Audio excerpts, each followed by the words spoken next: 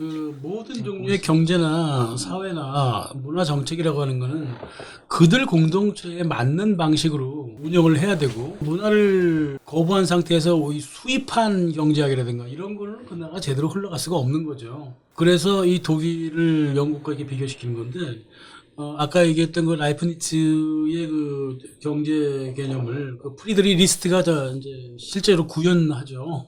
이 사람은 경제학이라기보다는 사회 정책으로 봤어요, 경제를. 그러니까 경제를 사회 정책으로 봤다고요. 프레드릭 리스트가. 프리드리 리스트가 어느 나라 사람이죠? 독일. 독일. 경제부총리가 아니라요, 문화관광체육부에서 경제학을 운영했다 그 말입니다. 그 프레드릭 리스트는 중간에 미국을 다녀와서. 예, 미국도 다녀왔고 자유주의자로 또 자유무역을 굉장히 신봉했고 마치 누가 보면 리카르도인 줄 알아. 그렇게 생각이 들어요. 그러나 이 사람의 기본 철학이 영국과 달랐습니다. 보호관세가 생각나요? 네, 제일. 관세 동맹도 이제 이 사람이 대표적인 이끌었고 독일에서는 이제 보호 무역이 되게 중요하고요. 민족 자본이라는 게 되게 중요합니다. 그 산업에서 나온 돈이 딴 데로 가지 않고 다시 산업으로 돌아가는 자본. 경제학이라는 게 딴 게 아닙니다, 이게. 예. 바깥으로 돈을 해치느냐 아니면 안에 산업 안으로 갖고 들어오느냐 국민을 잘 살게 하느냐 이 문제지 이게 독일은 유대인과 반대적인 정신을 갖고 있단 말이에요. 자본 자체를 죄악시하면 안 되겠네요. 자본의 운용이 문제인 그렇죠. 것이지. 운용의 문제죠. 자본의 운용이 그렇죠. 공공적이냐 그렇죠. 사적 집단의 네, 그럼요. 그리고 자본을 형성하고 돈을 그 자본이라고 얘기하지 말고 이제 부를 형성하는 데 있어 갖고 어떤 가치가 제일 좋을까? 불로소득이 제일 좋을까? 아니면 노동이 제일 좋을까? 그러니까 직접 손으로 노동하는 사람들한테 월급을 많이 줘야 될 것이냐, 아니면 돈을 불리는 데서 돈을 많이 벌게 할 것이냐. 영국과 다른 거예요, 독일이. 영국과 다른 점입니다. 지금 독일의 전통에서 말이에요. 그 고등학교만 나와가지고 여기 20년 지난 사람과 대학교 나와갖고 10년 지난 사람과 월급이 똑같아요. 이 월급 차이가 별로 안 나요.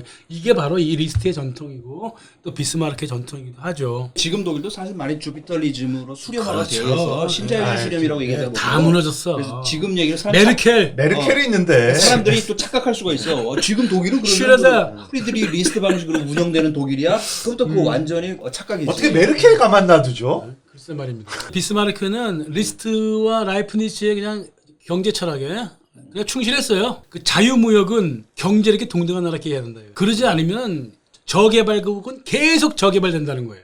못 사는 놈들은 계속 못 쓴다는 거예요. 식민지 된다. 예, 자유주의를 함부로 하지 말라는 게 비스마르크였고요. 네가 일한 곳에서 돈을 벌고 네가 돈을 쓰는 곳에서 일을 하라는 거예요. 그러니까 돈이 이게 순환되게. 해외로 갖고 나가지 말고 안에서 계속 그 돈이 산업 안에서 돌게 만들란 말이에요. 그리고 또 세 번째는 뭐냐면 독일 관세 동맹이 잘 보여주고 있지만 그 프리드리 리스트가 이끌었거든요. 자유무역과 동시에 보완적으로 서로 해나가야지 어느 자유무역과 보완을 대립적으로 보면 안 된다는 거예요. 이게. 1850년대 이후에 미국을 보면 특히나 캐나다라든가 남미를 상대로 무조건 자유무역을 밀어붙이고 내부는 보호무역했거든. 또 그런 또 약탈적인 또 개념도 있지만 이 비스마르크는 그게 약탈적인 개념이 아니었어요. 그리고 리스트와는 좀 달리 비스마르크는 뭐냐면은 그 약탈 경제를 별로 좋아하지 않았어요. 제국을 굉장히 유지하려고 했지만 그 제국이란 뜻이 밖으로 약탈 안 나가면 제국이 아니지 않습니까? 근데 비교적 달라. 호혜적이었어요. 내가 필요한 게 있긴 있는데 저쪽은 노동적도 싸고 최대한 나는 이용을 해 먹겠지만 그게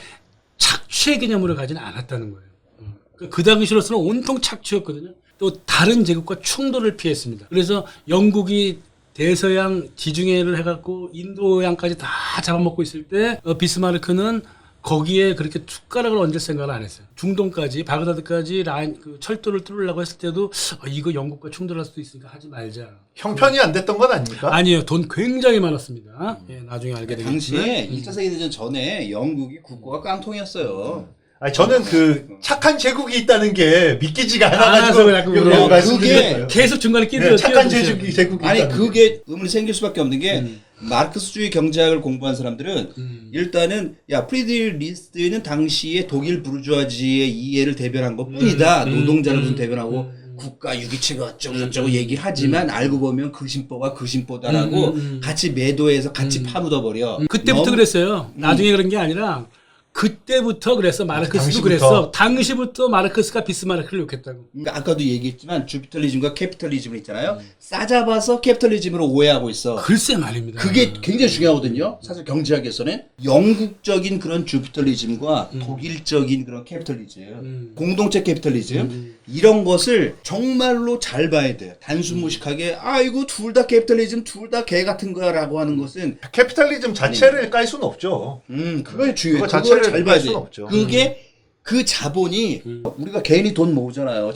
자본 네. 있잖아. 사회적인 차원에서도 자꾸 뭐 공동체 자본이 있고 여기 이렇게 뭐 서울 지역, 뭐 충청도 지역 그 자본이 굉장히 선순환적으로 공동체를 운영하는데 근데 그게 안 되고 이거는 싹 주피탈리즘의 특징 싹 긁어갖고 무슨 역외 지역에다가 뭐돈 조세의 피처. 조세의 피처 그 텍세이븐인가요? 거기다가 다 짱 박아두고 돈이 다 어디로 새는지 그 많은 돈은 뭐 그 많은 상원은 어디로 갔나? 순환이 안 되고 돈이 팍 빠져. 일본 같은 경우는 그 중앙은행, 일본 중앙은행이 창구 역할을 해갖고 어떤 대기업을 키워줄까 이를 나눠줘갖고 일본 경제를 거대하게 만들어버렸잖아요. 다시 그때는 왜 그러냐면은 일본 중앙은행이 돈을 이제 갖고 있었다고 자본을 내소화시켰단 말이에요.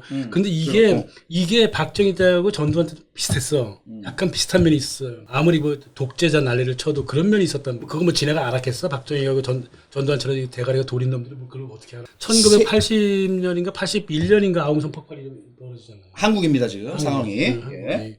근데 전두환이가 어마어마한 원했던 경제팀이 안 들어왔어요. 전두환은 경제가 뭔지도 모르는 사람이야. 그래서 이제 전두환이 근데 권력을 접수했는데 바깥에서 들어옵니다. 네 사람을 데리고 들어와요. 해외에서 해외에서 이 네 사람이 다 키신저와 연관이 돼 있는 사람이에요. 족떨리즘 CFR. 서석준, 한병춘, 또 김재익 이 모든 사람들 시카고학파 출신들이거든. 시카고 학파 그 유명한 신자유주의 사실 말해서 신봉하는 애들. 전두환 밑에서 한국을 완전 금융 자유화를 시키려고 그래요. 그렇게 인연이 된 거는 어떤 모르죠. 그러니까 경제 관료가 쑤시고 들어온 거야. 그러니까 그게 거기에. 자세한 자료가 없기 때문에 내가 얘기를 잘 안 하려고 그냥 사적인 자료에서만 하려고 그랬는데 그냥 우연찮게 지금 나온 김에 그때 해요, 이제 우리가. 어떤 경제통이 들어오는지가 어느 그렇죠. 정도 세팅이 돼 있었네요. 네, 세팅이 이미 돼 있어서 근데 돼 그거는 있었는데. 전두환 정부가 한 게 아니야. 그렇겠네요. 바깥에서 들어가고 전두환이 허용만 했는데 나중에 얘기를 듣고 보니까 금융을 자유화하는 바람에 내가 돈을 못 챙기는 거야. 전두환이 근데 전 세계는 흐름이 이렇게 되어 있습니다. 독재자 한 사람이 앞서서 경제를 일으켜서 그걸 자기 거로 갖고 오느냐. 아니면 경제를 막 일으켜서 바깥으로 주느냐. 이 둘 중에 하나거든요. 그러니까 한 놈은 독재자고 한 놈은 바깥의 독재자야. 안타깝게도 이 자본주의 경제학은 올바른 경제학이 없는 거예요. 근데 비스마르크 시절은 그러지 않았다는 거야. 이게 유일하게. 그래서 이쯤 비스마르크 얘기를 하는 거예요. 잠깐 여기서 비스마르크가 누군지 모르는 사람들이 많아요. 그래서 오토 폰 비스마르크가 누구인지 잠깐 설명드릴게요. 이 양반이 프로이센 왕국 슈엔하우젠 출신입니다. 그리고 태어나기는 1815년 태어나셨고 1898년에 돌아가십니다. 그러니까 83살. 그러니까 좀 장수한 거죠. 융커 출신이죠, 융커. 그러니까 당시 이제 대지주. 융커. 그러니까 융커가 다 당시 독일의 지주 출신. 지주신인데 뭐 엄청난 지주는 아니었던 것 같고. 이분의 그 경제 정책이라고 하는 거는 프리드리 리스트죠. 그렇죠. 라이프니츠죠. 예, 금융보다 산업 중심, 그렇지. 돈놀이보다 생산. 노동 중심. 실물 그렇죠. 산업. 그렇죠. 실물 그러니까 개인의 경제. 창의성을 강조, 조직보다 개인의 차직성을 강조했단 말이에요. 독일 그러니까 조직을 되게 강조한 것처럼 보이죠. 그렇지 않습니다. 그거 좋네요. 예, 독일은 조직을 굉장히 강조하지만 그 안에 창의성을 굉장히 막 풀어주는. 비스마르크는 22년간 재상을 하잖아요. 22년간 총리를 합니다. 이게 보통 사람이 아니잖아요. 게다가 언어는 6개국어를 해요. 그거는 세상의 정보는 거의 다 받아들이는 거예요. 그래서 자유주의니 뭐 이런 거에 잘 안 넘어가요. 하물며 민족주의며 뭐 좌파며 마르크시즘이며 뭐 프리메이슨이며 이런 거에 넘어가는 사람이 아니야. 굉장히 현실적인 사람이에요. 현실을 딱 봐서 괜찮다 싶으면 하는 거예요. 게다가 이 사람이 처음에 그 재상됐을 때 이 시대의 문제는 언론과 의회에 있는 것이 아닌가 그랬습니다. 그럼 어디 있다고 했습니까? 이야, 피와 철에 있다 그랬거든. 그래서 철혈재상. 철혈재상. 예. 그 의회와 언론에 있지 않다. 즉 민중들이 뭐라고 떠들어도 상관없다는 거야. 중요한 건 산업과 노동이라는 거예요. 유대인과 정반대잖아요. 유대인은 금융과 반노동이거든. 그러니까 이때부터 문제가 있는 거예요. 비스마르크는 자기가 예산안을 제출했을 때 의회가 거부하니까 그럼 의회 얘기 안 듣고 작년 예산안 그대로 갖고 왔어. 그거는 도장 안 받아도 되거든, 의회. 그만큼 의회도 깡그리 무시할 만큼 아주 박력이 있던 사람이었단 말이에요. 영국처럼 엘리트를 향한 게 아니라 민중을 향했다는 게 중요해요. 비스마르크 그 양반 돌아가셨을 때 전 독일이 난리가 났어요. 그래요. 의료보험, 노인연금 이런 거 죄다 비스마르크가 전국화 시켰어요. 박정희 죽었을 때도 한국 다 난리 났었으니까. 그게 뭐 그래서 비스마르크는 독재를 하는 게 아니라 독재보다는 뭐가 효율적인가를 먼저 더. 그러니까 국가는 인프라를 지어야 할 테니까 기업 여러분들은 마음대로 해라. 독일 연방은 식민사업에 관여하지 당신들 식민사업 하고 싶으면 해라. 그건 당신들의 자유다. 이런 식이었다고 항상. 그리고 경제에 어떤 단계가 있고 계획이 있고 이기는 게 아니라 경제는 조율의 예술이지 단계의 예술은 아니라고 봤다. 또 게다가 경제와 정치는 떨어질 수가 없다. 정치와 경제를 분리시키라고 이러면 개소리다 이 말이야. 경제를 통해서 정치를 좌지우지하려는 유대 금융가나 아니면 영국 자본주의자들처럼 그런 정신 상태를 갖고 있는 분들이 정경을 분리시키는 거지 정치와 경제는 분리가 안 될 수가 없는데 어떻게 분리를 시키냐고. 이걸 나중에 이제 영국하고 미국 사람들이 파시즘하고 연관시키고 막 나치즘과 연관시키잖아. 막 계속.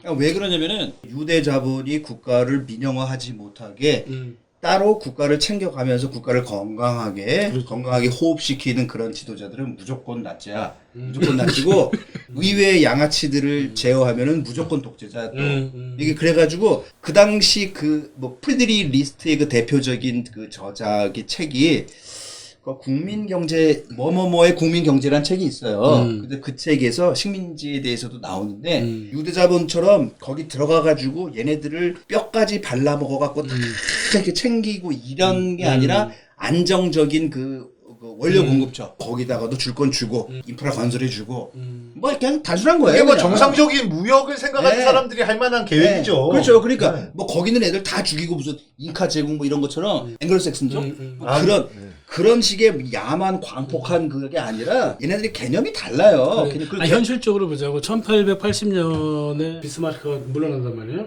근데 그때까지 해놓은 경제를 기반으로 20년간 땡겼어. 독일이 경제를 땡겼어요. 이런 방식으로 착취 안 하고 금융보다는 노동의 가치를 줬고 산업자본을 지켜줬고 국가는 뒤에서 인프라를 만들어줬고 기업의 자유를 줬고 자유무역과 보유무역을 잘 버무렸고 식민지에서 약탈 안 했고 그래서 20년 만에 영국 경제를 추월해버립니다. 그러니까 영국의 제국 전체 제국에서 번 돈보다 더 많은 걸 벌었단 말이야. 이 독일이 착취를 안 했어도 여기서도 우리는 비스마르크한테 점수를 줄 수가 있는 거예요.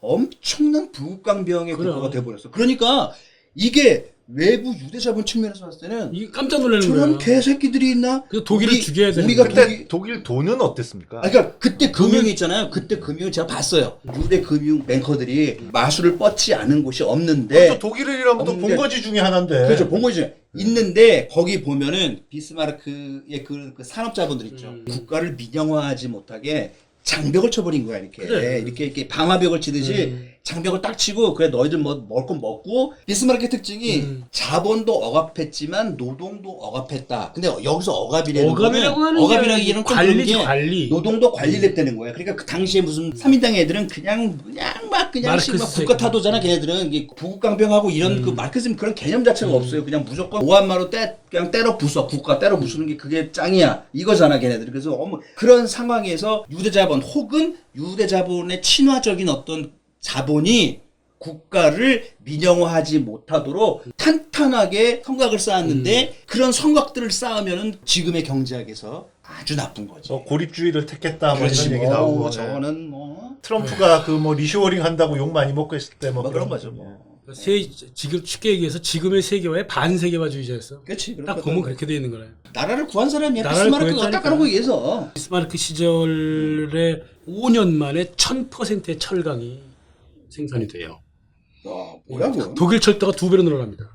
그 5년 동안에. 철도 라인. 예, 라인이.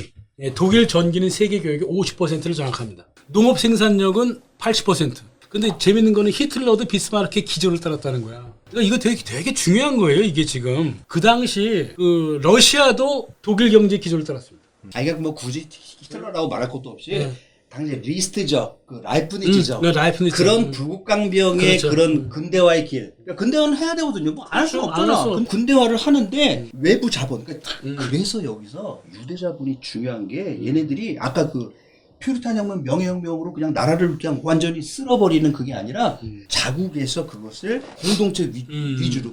지금 계속 강조하지만 얘기는 진짜 단 하나예요, 진짜.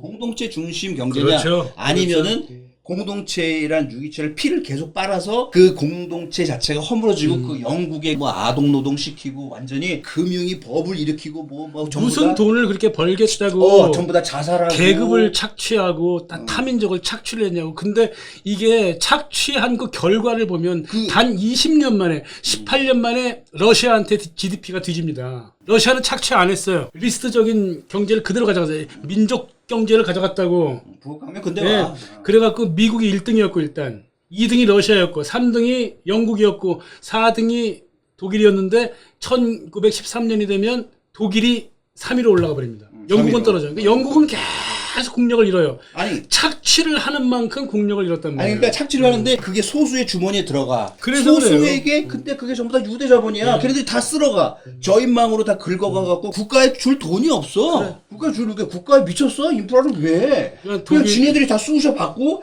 국가 말라 죽든 말든 난 상관없어. 우리만 챙기면 띵호와 좋아. 뭐 헌하오 좋아. 그 이렇게 되는 거야 이렇게 되니까 바로 그러한 그 아주 피터 대제 그다음에 비스마르크 피터 대제 이후에 특히 에카테리나 2세 그치. 요 때가 이제 최고죠. 예카테리나 여제가 여제. 있잖아요. 그럼 부국강병의 근대화를 보고서 마르크스주의자 이 비용신들은 어떻게 얘기를 하냐면은 자본주의적 극악무도한 때려 부수자 그러면서 혁명하자는 거야. 그래서 혁명하면은 뭐해? 뒤집어지면서 시스템 자체가 주피터리즘이 야호 하고 달라붙어 기생충처럼 거대 기생충처럼 달라붙어서 국가를 다 파먹어요. 막시즘이라는 게 뭐 안티 뭐 캐피탈리즘이니까 혁명적이야. 돛을 까세요. 그게 아니라 뭐냐면은 부국강병의 근대화. 그러니까 유대자본을 항상 머릿속에 염두에 두고 있어요. 중앙에 박아야 돼. 박고 나서 전부 다 지배를 하고 장악을 해 나감에 있어서 걸리적거리는 부국강병 근대화의 국가들이 공동체를 이루게 되니까 자신들이 세계를 장악해나고 지배해 나갈 수 있는 그 통로가 전부 다 막혀버리는 거예요. 유대자본의 땅구멍이 다 막혀서 죽게 되는 거야. 그러니까 그것을 혁명을 해서 마르크스주의자 계급 투쟁 계속 펌프질 해야 돼. 펌프질 계속 해갖고 국가 자체를 전부 다 아작을 내버려야 돼. 그래야지만 이제 예. 자본이 들어갈 수 있으니까. 그렇죠. 자본은. 그래서 이제 그래서 비스마르크가 자유주의에 흔들리는 사람이 아니었어요. 기본적으로 키가 뚫어져야 오스트리아가 살고, 그렇지. 오스트리아가 그쪽으로 뚫어져야 이렇게 중동 라인으로. 발칸 쪽이 살고, 터키가 살고, 중국과의 교역이 가능하다고 이렇게. 그러면 정말 아름다운 교역이 가능하단 말이에요. 그 생각은 뭐 리스트부터 계속 하고 있었어요. 근데 이랬다가는 큰일 난다고 본 거야 영국. 아 연구 안 되지. 그래서 그래서 발칸에 그 많은 간첩을 심고 1차 세계도 그렇게 일으키는 거예요. 그래서 1차 세계대전이야. 비스마르크 얘기했어. 1898년에 빌헬름 2세가 이 멍청한 놈이 젊은 걔가 띨띨한 놈이야. 아무것도 모르고 병신이야, 병신. 우리도 영국도 이제 세계 2위 강대국이 됐으니까 우리도 제국하자 이러면서 막 독일이 식민 막 하려고 그랬거든. 근데 한해 세련되지가 못했고 충돌을 자꾸 불러일으키는 거야. 그래서 비스마르크가 찾아갔다고 빌헬름 2세를 찾아가서 폐하 자꾸 그렇게 하시면 너도 쫓겨나 그랬어요. 너도 쫓겨나고 너도 쫓겨나고 너도 쫓겨나고 너도 죽어 이랬어. 대놓고 그렇게 얘기해요. 대놓고 그랬어요. 대놓고. 네, 근데 당신도 결국은 쫓겨났어. 쫓겨났어. 1898년 1차 세계대전 일어나기 16년 전에 발칸에서 전쟁이 일어날 것이다 그랬어. 거의 노스트라다무스야. 그냥 완전 지혜가 어디서 뭐가 일어나고 빌헬름 2세가 이렇게 하면 안 되는 거 다 알고 있었어 이 사람. 일단은 비스마르크는 독일을 통일시키는 게 우선이었어요. 세계 평화도 그렇죠. 좋겠지만 일단 독일 통일을 자꾸 방해하는 프랑스 쪽이 엄청나게 방해하고 있었고 영국도 방해하고 있었고 그랬잖아요. 그래서 프랑스를 어떻게든 쪼개버리고 싶은 거야. 근데 비스마르크도 나폴레옹 3세를 잘 이해를 못했는 모양인데 이 독일과 프랑스 서로 같이 이렇게 그거 해도 되거든. 친해도 되는데 어째서 그런지 잘 모르겠어요. 그래서 비스마르크는 일단은 프랑스를 공화국으로 만들려고 그렇게 노력했고 공산주의가 되게 좋아했어요. 공산주의를. 왜? 공산주의가 퍼져야 내가 저 나라를 약하게 만들 수 있거든. 프랑스가 망가져야 좋다고. 네. 프랑스가 공산주의를 채택하기 바랬다. 그러니까 프랑스가 공화국이 되는 거는 간절히 바랬고 그리고 자기 주변에 내가 좀 껄끄러운 나라는 공산주의 세상이 퍼지는 걸 그대로 냅뒀어. 그러니까 내부가 균열되길 바랬다는 균열되길 거죠. 바랬다는 그러니까. 거예요. 그래서 이 프랑스는 언제나 분열하고 또 좌파들이 항상 분열해 왔어 그때. 예, 그래서 이 사람이 한 얘기가 되게 웃겨요. 이 사람은 공화주의를 적대적으로 생각하잖아요. 공화주의자들은 우리 편이다. 응? 그리고 마르크스 인터내셔널은 내가 이끌 것이다. 자기가 이끌어. 내가 이끌 것이다. 공산주의자 놈들은 1792년 자기들 아버지와 닮은 점이 하나도 없다. 자기 아버지 혁명 일으켰던 사람들은 애국심이라도 있었지. 1871년에 이 마르크스 주자 놈들은 애국심이라는 게 아예 없어갖고 우리가 쳐들어갔더니 막 도망쳤다는 거야. 왜? 안 싸우겠다는 거야. 그래서 실제로 파리 코뮌에서 마르크스 놈들이 계급 투쟁만 했지 애국시민이 뭐니 이런 거 갖고 전쟁을 하려는 거야. 그럼요. 그냥 국가 안 했어. 쪽이라는 게 어. 1순위인데 무슨 그럼요. 애국심, 무슨 그래서 지랄 맞을 애국심이야. 왕당파 이 사람들만 피 흘리면서 그렇지, 싸웠겠지. 싸웠어. 그래서 이 사람들 굉장히 존경했습니다. 프랑스 혁명 때도 예, 그랬어요. 예, 왕당파들만 끝까지 공화파 그 살인마들하고 자코뱅 살인마들 있잖아. 그렇죠. 걔네들한테 대응해서 그 지역의 주민들과 함께 맹렬히 싸웠지. 그 공화파 그 새끼들 아주 나쁜 새끼들, 자코뱅 새끼들. 아, 라살레라고 있어. 페란드는 라살레라고. 그렇지. 독일 노동운동. 예, 독일 예. 노동 조합 만들고 노동자 협의회 만들고 이제 막 칼 리프네이트가 있고 라살레가 있어. 그렇죠. 예, 라살레. 양대 축이 있어. 되게 똑똑한 사람이 이 사람도 이용할 줄 알았어요. 슐레빅 헐스타인이라는 그 덴마크 바로 밑에 그거를 이제 가져와야 된다 할 때 라살레를 이용해서 거기를 침공을 해요. 합방을 해버리려고 그런다. 그러니까 독일 통일을 위하여. 그때 라살레는 뭘 원했냐면 노동운동하는 사람인데 그런 노동하려고 노동자를 더 최대한 넓게 하자. 그러면 당신은 내가 노동자 운동하기 위해 당신 뭐 해줄래? 노동자들한테 편을 줄게. 딱 이용해 먹은 거 아니야. 그래갖고 오스트리아 가서 오스트리아 군대를 갖고 오도록 해라라고 해서 그 일을 처리한 사람이 라살레라고 하는 공산주의자야. 그래서 마르크스가 이 사실을 알고 그냥 펄펄 뛰었어. 뭐 당에 배신을 했네 말았네 막 이러면서. 그러나 비스마르크의 머리를 따라오질 못했지. 또 비스마르크는 이런 식으로 좌파를 쉽게 요리했고 또 프리메이슨도 쉽게 요리했어요. 비스마르크 시대에 이 독일 제국에서 그러니까 무슨 마르크스주의 같은 경우는 뭐 자신들이 노동자의 무슨 뭐 복지를 얘기한다고 얘기를 하는데 비스마르크가 노동자 복지라는 것은 국가가 알아서 해야 되는 것이다 하면서 완전히 사회복지 3대 완전 세트 다 했는데 보통 보면 사람들은 또 이렇게 얘기를 해. 학자들이 야 그거는 노동자들이 밑으로부터 분출하는 혁명을 막기 위한 사전에 이게 쪼물락거리기 위해서 그렇게 해놓은 뭐 병신 같은 말을 해 맨날 보면은 정말 짜증나 죽겠어 진짜. 아니, 남의 그것은 죄다 없는 깎아내리려고 비스마르크를 깎아내려서 야 혁명이라니까 무서워서 무슨 우리 옛날에 6.29 선언한 것처럼 노태우가 그런 식으로 바라봐. 그 병신 삽질이 이게 따로 있는 게 아니에요. 그런데 실제로 주피털리즘이 아니고 바로 그러한 게르만식 공동체적인 그렇지. 캐피탈리즘 그렇지. 안에서 아니 아동들이 공부해야지 저기 영국에서처럼 방직 공장에서 일하면 돼요. 애들이 어린 나이에 뭐 10몇 살 나이에 죽어가잖아요. 그런 주피털리즘을 하지 말고 산업재해, 그다음에 연금, 그다음에 여러 가지 의료보험, 기타 등등 이런 것들에 대해서 싹 이렇게 해준 거예요. 해준 건데 라이프니치 리스트적인 그런 그 근대화 방식이 결국에는 프롤레타리아트에도 엄청나게 도움이 된다. 그들의 삶의 진질에도 도움이 되고 그다음에 또 하나 더 중요한 것은 바로 외부 자본, 즉 유대 자본. 바로 주피털리즘을 강제해서 국가의 내장을 다 훑어가는 주피털리즘으로부터 국가를 보호하고 그다음에 자본을 무조건 나쁜 것이라고 죄악시 자본의 추측을 죄악시하는 게 아니라 자본이 바로 그 어떤 민족적인 공동체적인 안에서 건강한 그 자본이 민족 성격만 띄면 됩니다. 민족 성격을 가지고서 그것만 아주 띄면은 건강하게 자본이 샥샥샥 흘러가면서 피가 잘 돌 수 있는 그러한 경제. 그 다음에 오히려 또 그것이 개인의 창발성이라든지 또 개인의 그런 그 능력 더욱더 이게 고양시켜주는 그러한 식의 캐피털리즘, 그러한 식의 자본은 언제든지 대환영이다. 그래서 자본론을 잘못 읽고서 멍청띨띨하게 자본 자체를 무조건 제약시하고 자본의 운동이 무슨 물리학적인 법칙처럼 이렇게 정해져 있더라고 착각을 하는 그 쓰레기책 있잖아요.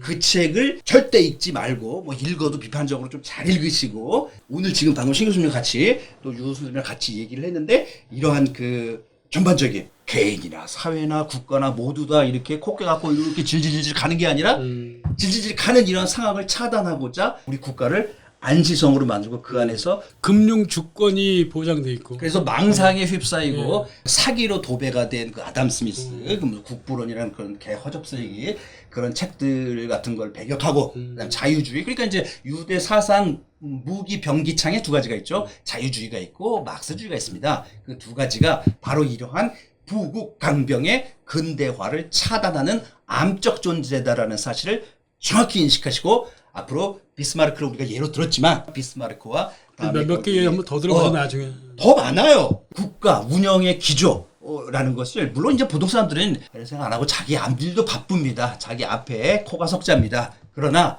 생각하시는 분들은 그런 것들을 차분하게 비스마르크를 생각하며 그다음에 프리드리 리스트를 생각하며 그런 시간을 가져봤습니다 오늘. 자 그래서 일단은 저기 세 꼭지는 다 맞았습니다. 네, 여기까지 수고하십니다. 예. 예.